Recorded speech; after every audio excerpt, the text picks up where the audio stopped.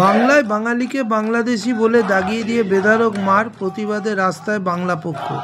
কেবলমাত্র ভিন রাজ্যে নয়, এবার খোদ এই রাজ্যের কলকাতার বুকে বাঙালিকে বেধড়ক মারধর করল শিয়ালদহ এলাকার হিন্দিভাষী বিহার ইউপির দোকানদাররা। 20 আগস্ট স্থানীয় কার্মেল হোস্টেলের কয়েকজন বাঙালি ছাত্র শিয়ালদা চত্বরে একটি মোবাইল কভার কিনতে গিয়ে দরদাম করে, যা নিয়ে বচসা শুরু হয়, যাকেই কেন্দ্র করে বহিরাগত গুটখাখোর হিন্দিভাষী কিছু দোকানদার ওই কজন ছাত্রের ওপর ঝাঁপিয়ে পড়ে। এই সময় এদের সকলের হাতে হকি স্টিক থেকে ধারালো অস্ত্র, এমনকি আগ্নেয়াস্ত্র পর্যন্ত ছিল। ঘটনার জেরে মারাত্মক জখম ছাত্ররা স্থানীয় মুচিপাড়া থানায় অভিযোগ করেন। সেখানে খবর পেয়ে রাতেই আক্রান্ত ছাত্রদের পাশে বাংলা পক্ষের কর্ণধার গর্গ চট্টোপাধ্যায় ছুটে যান। এই ঘটনায় এলাকা জুড়ে ব্যাপক চাঞ্চল্যের সৃষ্টি হয়। প্রতিবাদে বাংলা পক্ষ 21 আগস্ট মধ্য কলকাতা সুরেন্দ্রনাথ কলেজ থেকে কার্মেল হোস্টেল পর্যন্ত এক বিশাল মিছিল বের করে, যার নেতৃত্বে ছিলেন বাংলা পক্ষের রাজ্য সাধারণ সম্পাদক গর্গ চট্টোপাধ্যায় ও সাংগঠনিক সম্পাদক কৌশিক মাইতি। এই ঘটনায় জড়িত দোষী ব্যক্তিদের অবিলম্বে গ্রেপ্তার ও শিয়ালদা চত্বরে বহিরাগত হিন্দিভাষীদের দোকান থেকে বিতাড়িত করার দাবি জানানো হয়।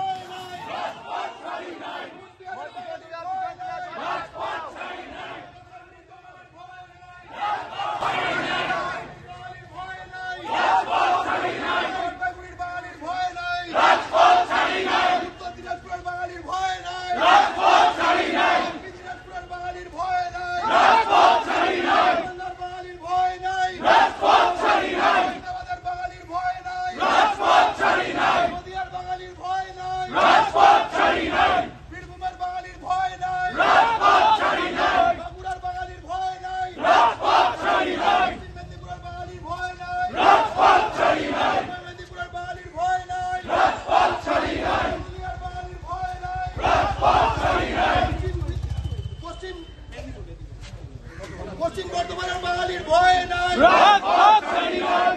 পূর্ব বর্ধমানের বাঙালির ভয় নাই, রাজপথ ছাড়ি নাই। হাওড়ার বাঙালির ভয় নাই, রাজপথ ছাড়ি নাই। বাঙালির ভয় নাই।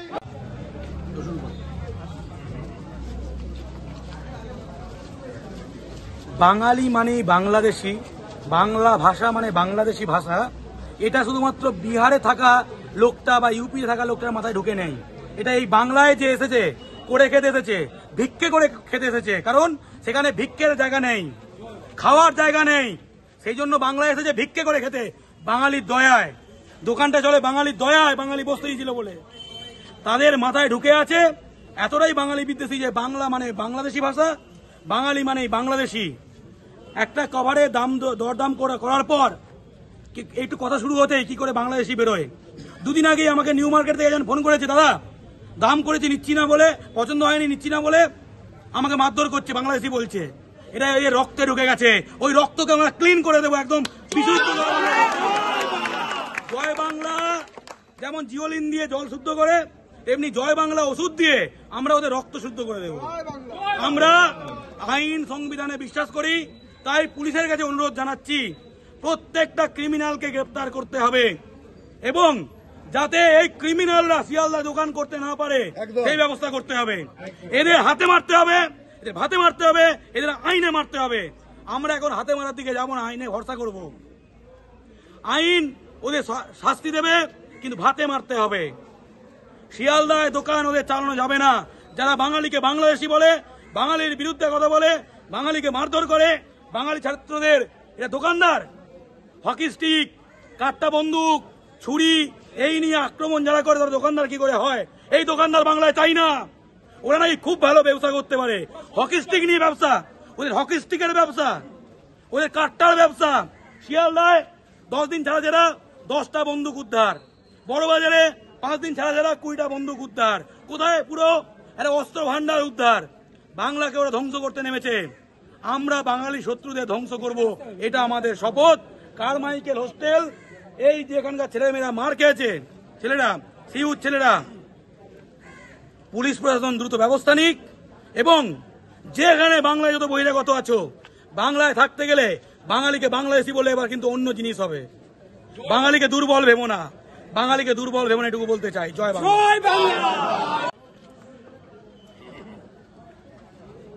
20 আগস্টের রাত্রিরে কারমাইকেল হোস্টেলের, কলকাতা বিশ্ববিদ্যালয়ের কারমাইকেল হোস্টেলের 12 জন ছাত্রকে রক্তাক্ত করে কারা? হিন্দি ভাষায় কথা বলা, ইউপি বা বিহার থেকে আসা, কোন স্টেট জানা নেই, একদল শিয়ালদায় ব্যবসা করা বা দোকান করা বহিরাগত। কারণ তারা দামাদামি করছিল আমাদের যে ছাত্ররা, বাঙালি ভাইরা, একটা মোবাইল কভারের। এবং যেহেতু বাংলা ভাষায় কথা বলে, বাংলা ভাষায় কথা বলার জন্য তাদেরকে বাংলাদেশি বলা হয়, হিন্দি না বলার জন্য তাদের বিদেশি বলা হয়। এবং তারপরে এর যখন তারা প্রতিবাদ করে তখন তাদের হকি স্টিক দিয়ে, ছুরি দিয়ে, এমনকি মানে মারা হয়, এমনকি কাঠটা বন্দুকের ঠেকানো হয়। ঠিক আছে, ঠাকুরের আশীর্বাদে কারোর একখানা কোনো অঘটন ঘটেনি। এবার কথাটা হচ্ছে অতএব কি? অতএব কি? এটা তো একটা কোনো ঘটনা নয়, বিভিন্ন রাজ্যে একটা পরিপ্রেক্ষিত রয়েছে, এটা আকাশে ঘটছে না। বিভিন্ন রাজ্যে বাঙালিকে টার্গেট করে করে হিন্দু মুসলমান নির্বিশেষে বিদেশি দাগিয়ে পেটানো হচ্ছে, মারা হচ্ছে, লুট করা হচ্ছে, লাতানো হচ্ছে, খুন করা হচ্ছে, ধর্ষণ করা হচ্ছে, তাড়িয়ে দেওয়া হচ্ছে। সে সব জায়গা থেকে তাড়িয়ে দেওয়া হচ্ছে। পশ্চিমবঙ্গ সরকার বলছে পশ্চিমবঙ্গে চলে এসো। এখন পশ্চিমবঙ্গে মারা হয়েছে, এবার আমরা কোথায় যাব? এবার আমরা কোথায় যাব?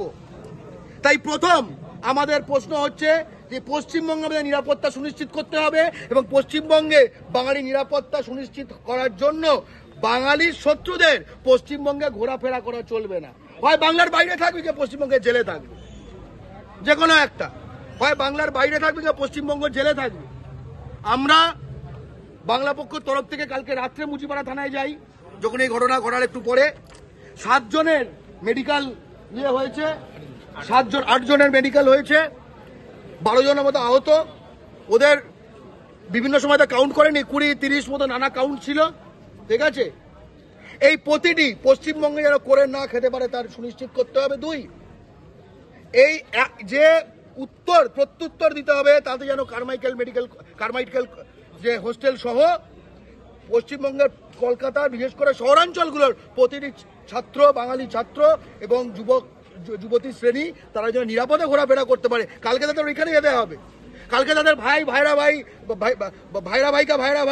তার ভাইরা ভাই, দেশওয়ালি ভাইকা ভাই, সব কথা এখনো রয়েছে এই মুহূর্তে যদি যান।